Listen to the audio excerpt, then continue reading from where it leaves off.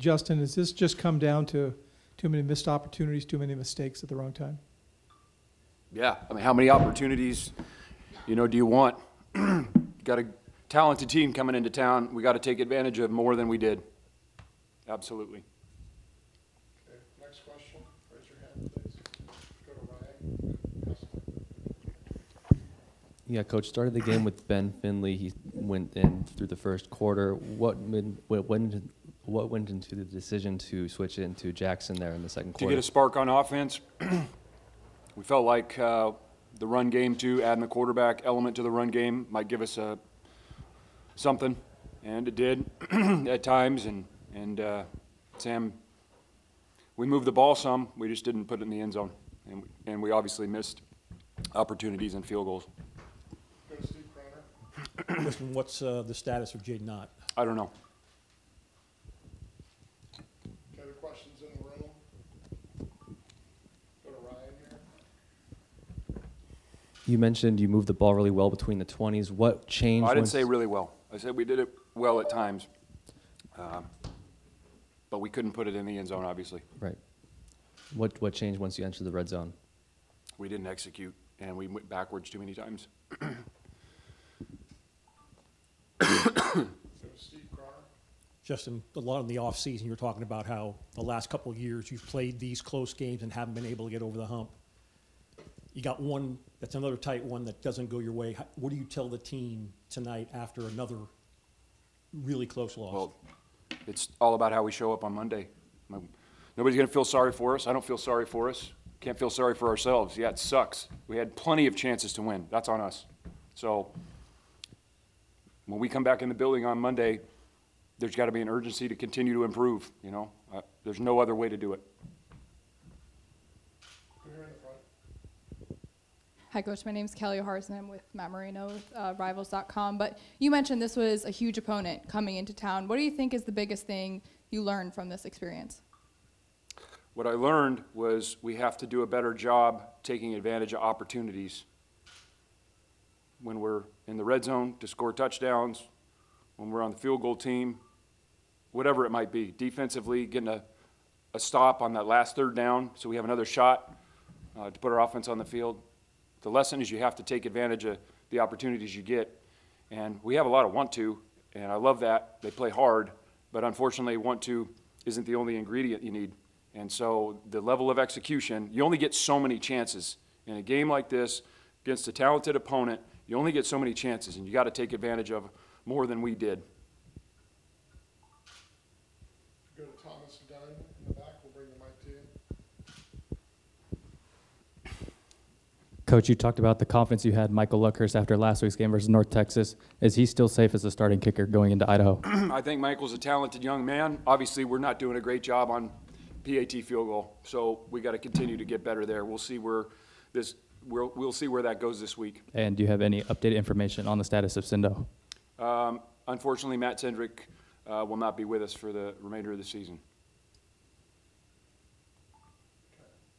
Okay. We'll open go to Jeff in the room. Go ahead, Jeff. We'll give you a mic. Justin, you gave up a couple of drives late in the game, but you talk about how you thought your defense played for the majority of the night. I thought they competed really hard. We had the short field touchdown early in the game, and we even on that third down, we had a chance to stop them. We had a bad break and didn't make the tackle on the shallow cross. And then on the touchdown drive, we had them on third and long and got in single high man, and they threw a back shoulder. The guy kind of pulled it off his shoelaces, and it was underthrown ball. And then we had another, I think we had a pass interference call on that last drive.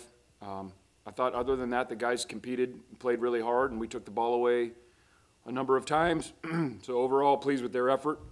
But we got to get another stop there late in the game to make them punt and have another shot at it. Can you tell us what Cindric's injury was? It's upper body, and I feel awful for him. The guy's battled through a lot, and he's one of our best players. He's team captain, voted on by everybody. It's my heart breaks for him. It means a lot to him, and it's unfortunate. Anybody else in the room? We'll quickly open. If not, we'll quickly open up for Zoom. It's Jake Curtis, mainly. Jake, do you have a question? Go ahead, Jake. We're listening into.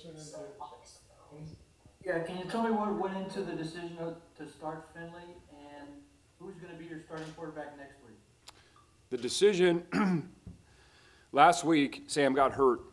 He wasn't available for the rest of the game. Ben did a good job. Excuse me. Ben did a good job in the game last week. We put up a lot of points, and he did a nice job.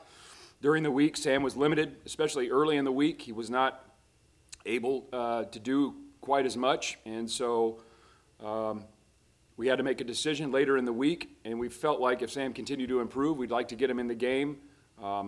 That's what went into it. So Sam wasn't 100%. He still wasn't even 100% tonight, but he was cleared to play, and he wanted to play, and he, last couple of days he got a little more healthy, and so we gave him a shot to get in there, and I thought he gave us a spark.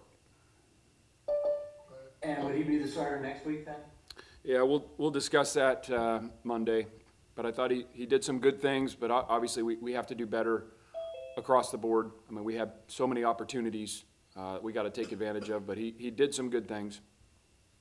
We'll go to Thomas Dunn for Ranford, California in the room. Coach, you mentioned getting Sam in the game for some quarterback runs. Over the course of the game, less quarterback runs were called. Was that just a factor of his health or something that Auburn showed you? Yeah, there's a lot to that, yeah. Go to Matt Moreno for Rivals. You guys talked about getting the running game going quite a bit throughout the week. What was your evaluation of just that group overall? I don't know. I mean, okay. Yeah, not quite good enough. Okay. I know Josh Duval joined us. Josh, go ahead from Zoom.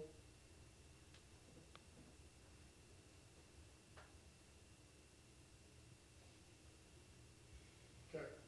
Oh, one more in the room. Doug Parrish. Go ahead, Doug. Doug Parrish with AP and Kelly.